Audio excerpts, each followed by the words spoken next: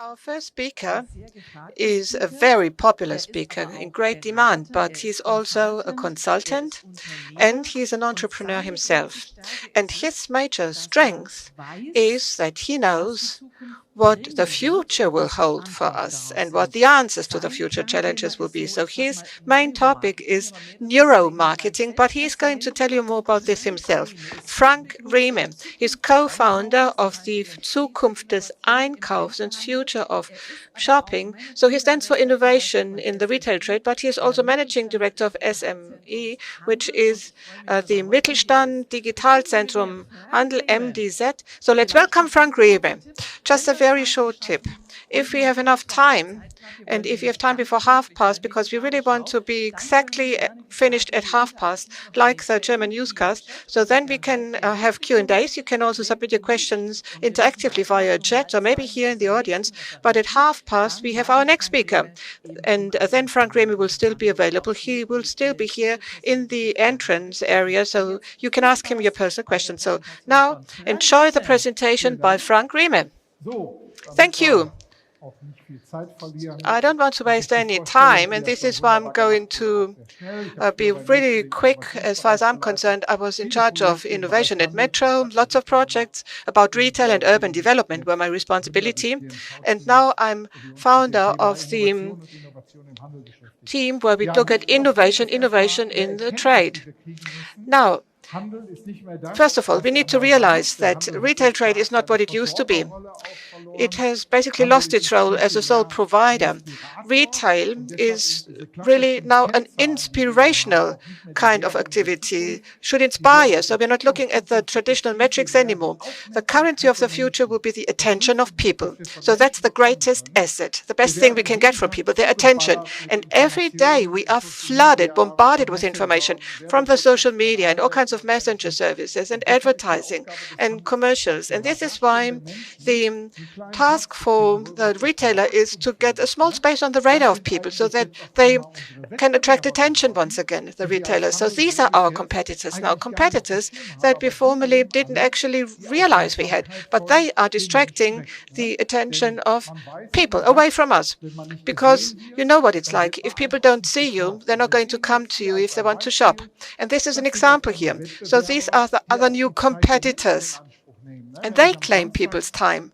On a Saturday, if you think about whether you should go to the inner city and go shopping in a brick-and-mortar store, or whether you should really do a bike ride with your friends or cook with your friends, then, of course, you have to also understand as a retailer, you have to offer a great leisure experience. Leisure offerings are in demand now, and that's something that retailers didn't have to compete with before.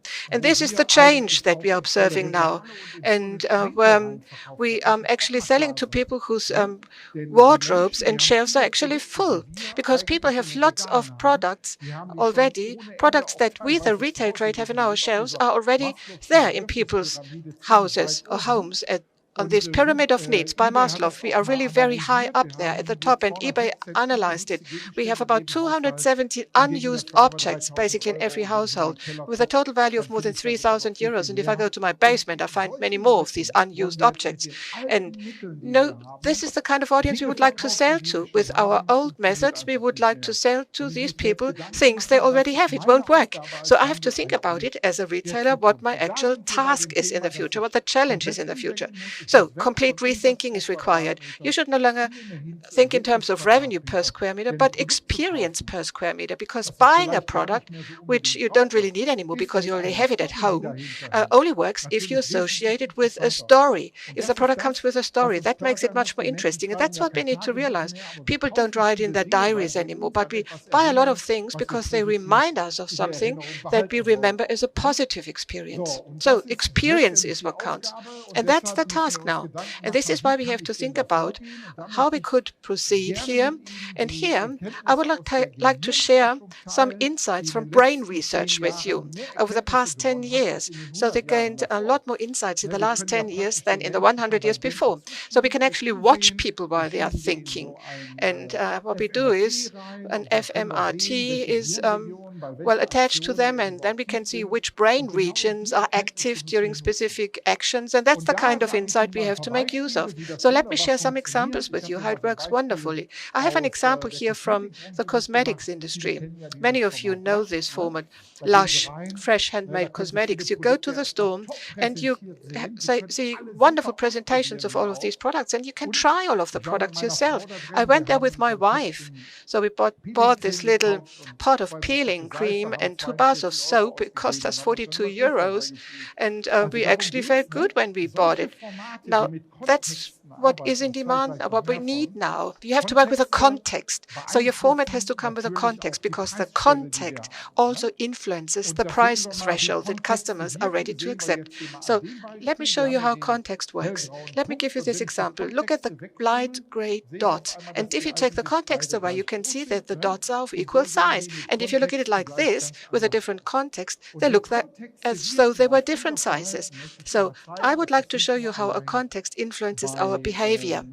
And this not only applies to people, but this also has an effect on animals, and they are inborn. And I'm going to show an example now. So here we can see the 2 monkeys, and they're doing a small exercise, and as a reward they get a cucumber, a piece of cucumber. And the other monkey also performs an exercise, but he doesn't get this, but he gets a grape as a reward. And the other monkey sees it, that he got a grape and not a cucumber. So they changed the context. So the left-hand monkey gets the cucumber again, he doesn't get the grape. And then the context is all of a sudden different. So this completely reverses the decision. He doesn't want to play along anymore, the monkey on the left-hand side. He also wants a grape, but not a cucumber. And it's exactly the same with people, with human beings. As soon as we find ourselves in different contexts, like if you go shopping for food, after we finished work at the office, then we go to the supermarket. And as soon as we are in a different context, like, if you wear flip-flops on a market in Tuscany, we would also buy food. But because we are experiencing a different context, our readiness to spend money is completely different, and we are ready to be inspired in a different context. So this is why the gut feeling is so important. Our purchasing decisions, in most cases, result from our gut feelings. And basically all the decisions we take in our lives, be it getting married or be it, any major task we're tackling, all of them are based upon our gut feeling.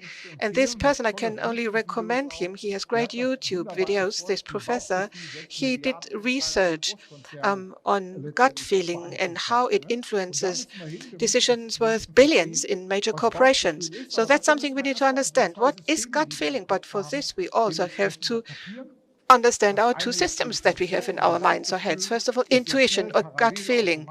Well, it's fast, it's parallel, automatic, and the other system that controls our brains is logic. It's slow, serial, and rule-based, and we all know it from when we drive our cars. During my first driving lesson, I remember we were usually in this area, on the left-hand side. We were very slow, and also how to wear your seatbelt, how to buckle up, how to start your car, how to shift gears, how to move the steering wheel. We were really quite slow. But now all of this has moved over to the other area, to intuition. Nowadays, as an experienced driver, you do it intuitively, and that's fine too, because we can focus on what's most important, namely surrounding traffic. And now we have to realize what it means. If we know that our brains work like this, what does it mean for shopping? So let's take a look. What I would like to show you now is how our intuition influences us. What we're going to see now is 4 colors from the top to the bottom. And you ask yourself, your own inner self, just look at these colors. Look at these colors. And they're in German, but it says blue, red, yellow, and green, but the colors don't match the lettering. So that's the picture recognition in our brain. So that's how quickly we take our decisions. But as a rule, I have to say that our 2 systems are fighting with each other, because blue is shown in red. Okay, so blue, red, yellow, green. That's difficult, because actually it should be red, yellow, green, and purple. So it's a fight between logic and intuition. And here we have 2 more examples. What do you think that is? Who can recognize it? Do you know what this is? Okay, so it's not a woman and a man. That's what a lot of people usually say. Just 2 times 16 moving points, and the rest is what your intuition adds to it. And let me give you another example. We'll do this game now. We'll play this game where you can see how quickly you take decisions. You're going to see 2 faces at the same time. And so let's wait and see. I'm going to give you a task. You tell me who of those 2 gentlemen is the more, well, trustworthy person. So let's start. Who is the most reliable and trustworthy person? Who is in favor of left? The left-hand guy is more trustworthy and reliable. Who is in favor of right? Okay, so let's take a look at those 2 guys once again. I don't know them. And I don't know whether they are trustworthy people in the first place, but some of you said this guy looks more reliable, and others said the right-hand guy is more reliable or trustworthy. So that's the difference. You had to take a decision, and you had to take this decision within half a second. And that's how quickly purchasing decisions are made. So based on your gut feeling, you said either the right-hand or the left-hand guy is my favorite. And this is how quickly you take a purchasing decision. And we have to know how we can influence such a decision. And we can see here that it works with context. Context is very good here, helps you a lot. Here we have a context which works very well. You can see coffee. Coffee which was pressed into shapes or molds. We always say we want more value for money. But here it's exactly the opposite. More money for the same value, because the individual capsules basically just contain coffee. And you can buy coffee at $3.99 per pound of coffee at a discount store. Or you could also spend 60 euros for coffee in capsules. And it's only because of the context. And the context associated with this kind of product is, well, mentioned here, contribute to the spirit of the time, lifestyle, intuition, because lots of people live in single households or households with just 2 persons, where such machines with capsules make a lot more sense. And here we have another example from the automotive industry. They also are very good at this. They are playing with context here. Now, theoretically, we could also drive around in a Dacia at 8,000 euros. It takes you from A to B. It even has a radio and heating installed. No, but we spend much more money on a car, simply because we get the right context for it. And if you just take a look, Porsche, well, 93% of the buyers are men. Now, and who would say that men are not emotional? Well, with this brand, it works very well. This appeals to the emotions, and it also works with women. Here we can see the car for the female target group, not exactly a budget car, and they're also very good at it. Let me just give you one example. Where I live in Düsseldorf, I went to the BMW dealership. They also sell minis there, and this is where you hand over your BMW, and this is where you hand over your Mini. Now, the Mini needs to go to the clinic because the car is sick, it's not healthy, and when you pick it up again, you find something like this: I missed you. So it's an emotional appeal to the customer when you buy or service a Mini. And this is what you need to think about. How can you activate your shoppers? And that's exactly the important task we are facing today. We have to understand how to activate shoppers. And the 2 most frequently mentioned sentences in the retail trade is, can I help you? Or just browsing. I mean, this is from a neuromarketing point of view. You cannot say, do you need any help? Because nobody wants to say, yes, I need help. That's the worst sentence you can use in a shop as an assistant. Do you need help? Try it out yourself in the restaurant tonight, or when you are moving around. The waiter comes to you and writes down your order, and he goes away, and you call him back and you say, stop, could you please come back, dear waiter, because we had this argument now, but you are the expert. Maybe you can answer the question for us. Is there any correlation between the amount of tip and service quality? No matter what he's going to say, you activated the waiter. He's going to provide excellent service if he realizes that there is a link between the tip and the amount of service they offer. So you have to activate shoppers. And in the stationery segment, you can do it very well. Think about what the trends of the future are.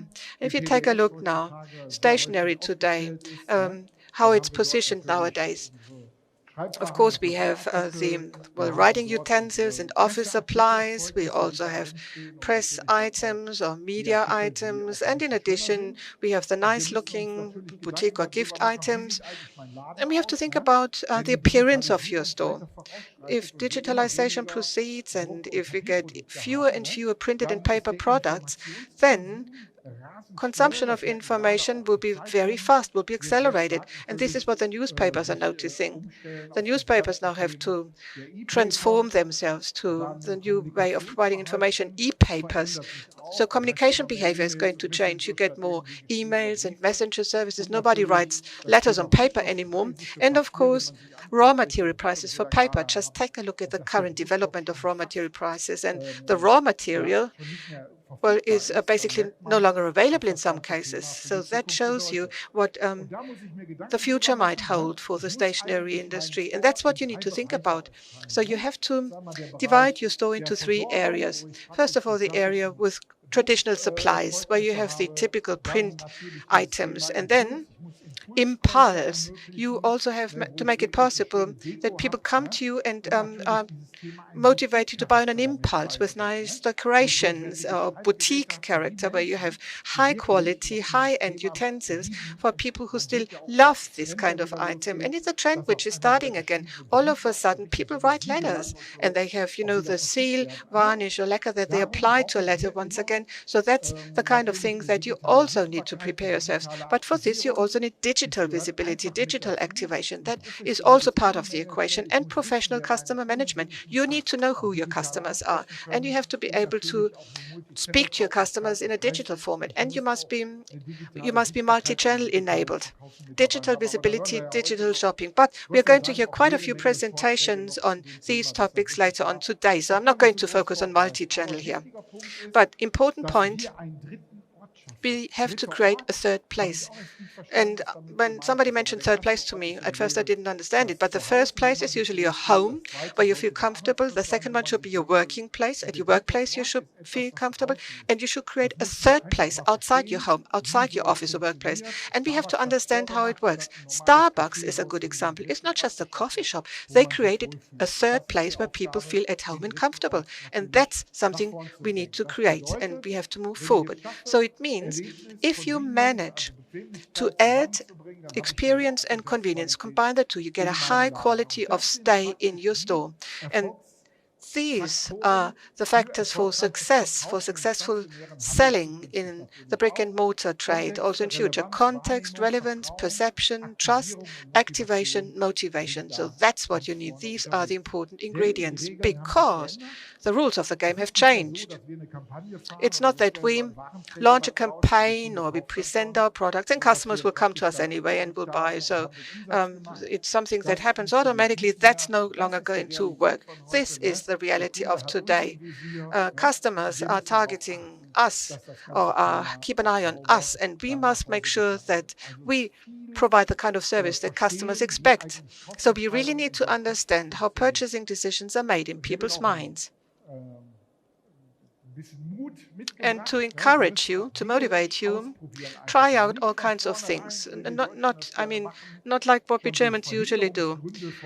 Find out why you shouldn't do something. No, just do it, test it, do it. And well, even if it doesn't work, fail early. That's possible to accept it, but just try it. I have a film that I would like to show you, and I hope there's sound as well.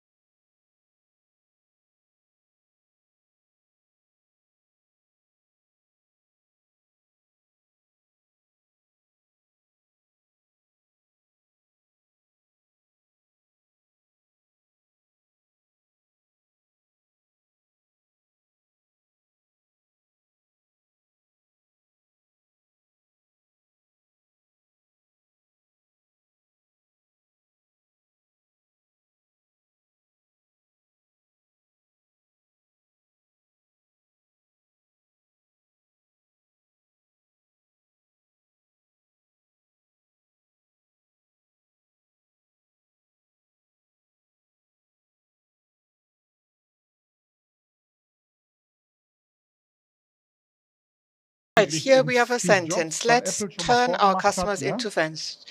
Steve Jobs at Apple said it. Let's turn our customers into fans. Of course, that's what people would want, but it's complete rubbish because it's exactly the opposite. It's a completely wrong guess or way of approaching it because it needs to be turned around. It's a misconception. We must become our customers' fans, and this is something that we have to demonstrate to our customers day after day. We must become the fans of our customers, and this is why I have to tell you that if you need more information, come to our blog, our podcast. There you find more information. And with this, I would like to, well, actually finish my presentation. I'm happy to answer any questions you might have on the whole subject of how shopping is going to work in the future. How can you make sure that you can influence customers' purchasing decisions? And above all, give customers a good feeling that they've taken the right decision when they bought from me and spent twice as much as they actually wanted to spend. Now, thank you very much. I hope that I was able to catch up for some of the time that we lost at the beginning, so the director is happy with me. But I look forward to your questions now. Are there any questions? Yes, I'll come to you, and I'm asking you, are there any questions? Because what we saw here was really very interesting. It was excellent. Well, all of this is just theory, what we just heard. But what I would like to know from you, Mr. Rieme, what are the practical examples? Because what you just showed us sounds great. Turn your customers into your fans. And now we heard that this is no longer true. We have to become our customers' fans. How to do it in practice as a retailer? Now, first of all, you need to, well, be ready to get to know your customers. You must get customer data first, so that, for instance, you can congratulate your customers on their birthdays, or that you can send them new suggestions or ideas or what they could do with the products that I have in my shop.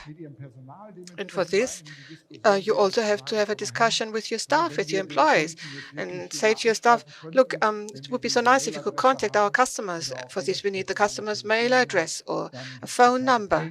And if we get this data, then the customer can get a bonus or a goodie for being ready to share their data or contact details with us.